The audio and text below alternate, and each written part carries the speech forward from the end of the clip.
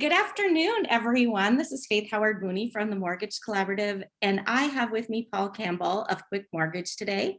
He is the EVP of Lending, and thank you for doing this, Paul.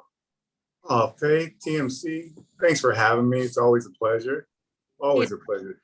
It always is. We always have spirited conversations, I feel like, with you. So I am looking forward to today for sure. We want to get to know you a little bit better with maybe some questions that we've never asked you before, and definitely our audience may not know. So share with us what your first job ever was. Ever? Ever, yeah. Oh, geez, it was a family job. I had an uncle that was a carpet layer, believe it or not. But he did big industrial jobs like Boeing and places like that. So I'd walk around this little skinny, scrawny kid, all at 12 years old, with these gigantic men, and we put the roll on our shoulders. Of course, I wasn't tall enough. You know, we'd go out there, and I just mainly picked up scraps and did whatever they told me to. It worked out really well. Got like $50 every time I went out. It was cool. That is very fun. That's a great experience. Although laying carpet is a tough job. Yeah, you're on your knees a lot. I mean, you know, you're throwing a lot. It's heavy, a lot of lifting. It's good for a youngster though. It definitely is. Good experience. Sometimes those first jobs teach us as much about what we maybe don't want to do long term as what we really want to do long term, for sure. Tell us about when you entered the industry and how you ended up then in mortgage. You know, it's really weird. So I went to the military, then I went to school, college, and I was about to graduate from college, and one of my best friends, Gina, she didn't go to college. She went to Countrywide. And next thing I know, she's like, you know, taking care of her mom with a home, and nice cars and wonderful clothes. And I was like, what are you doing? I want to go there, right? So I get this interview and I'm all excited. I get the job and it's minimum wage and it's in master file audit. So basically all I'm doing is stacking collateral to get it over to the custodian, which at that time was Chase, and it was the next building over. But you know, I got promoted almost like a rant every 6 months or so because I started from that point. But it was a place where if you had ambition, you definitely could grow. Yeah. Yeah. And people in mortgage, I mean, it's kind of like it gets in your blood, right? Like you either have it in your blood and you stay for a long period of time, or you realize, I think pretty quickly, it's kind of not your cup of tea. Seems like people just move around a little bit. They don't ever really truly leave the industry. So I mean, it's the industry of hard work for sure, you know, and it just depends on one's orientation as they're coming in. And I was so fortunate to be at an organization where there was a lot of opportunity and a ton of training. You know, like today's world, onboarding is like the most difficult thing to do. And, you know, the first opportunity to drop the ball, right? Then the next step is what kind of training are we providing, like that early give back to be, you know, attractive. Which is, I think, getting to be very important for the next generations coming up, the young folks. So definitely, it's kind of like I fell in love because there was so much opportunity. yeah. And you have a lot of, you're a very motivated person. So I could see why you would do well in that environment.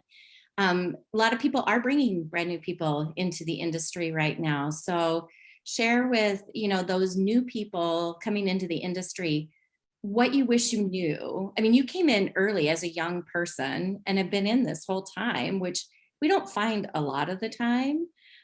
So tell me what you would share with a young person coming into the industry, the thing that seems so clear you should have known, but you maybe didn't know in the beginning. For all the Gen Zers out there, we used to have this ongoing question, you know, my boss, and he was only like 3 years older than me at the time. He was like, you know, I bet you wish you knew how to play politics one-on-one. And I was just like, work's not political. But, you know, positioning yourself for the next opportunity, you got to be aware. Boom. So number one, I would say is awareness. Number two, you got to find people that have the opportunity to share with you, mentors, mentees, you know, just people moving in the same direction that you want to go. And then number three, you just have to be consistent. I mean, you know, you'd see the folks that would come to work on Tuesday instead of Monday because they were hungover, or they would leave, they wouldn't come back to work on Friday because they wanted to hurry up and get their week going.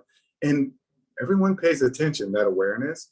And you would think that in 2020, was it one, that wouldn't be the case, but it still goes on. So those are the three things that really helped me out. Just like being more aware, understanding where people were coming from, knowing where I wanted to go, and being very consistent.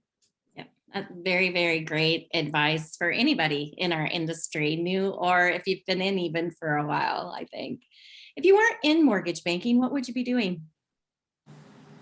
You know, I hopefully I would have been like a professional basketball player or something, but other than that, an accountant probably. That was like, I went to school, business administration, emphasis in a little bit of accounting, you could call it. I went over to World Vision. I did a paid internship prior to going to Countrywide, and I was in the back office, in the planning office, financial planning. So I'm sitting there with a green screen, going through budgets.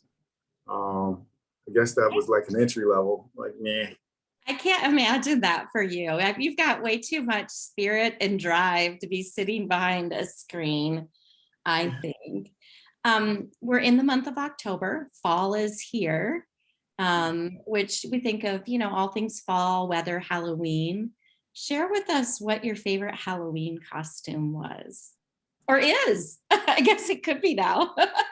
No, I'm really into the Avengers, right? I could be Captain America. I think I could pull it off. And Yeah. I've quite a few Captain America shirts and things of that nature. And my coolest Halloween thing is my last daughter, my last child, was born on Halloween. Oh, so you have a great Halloween present.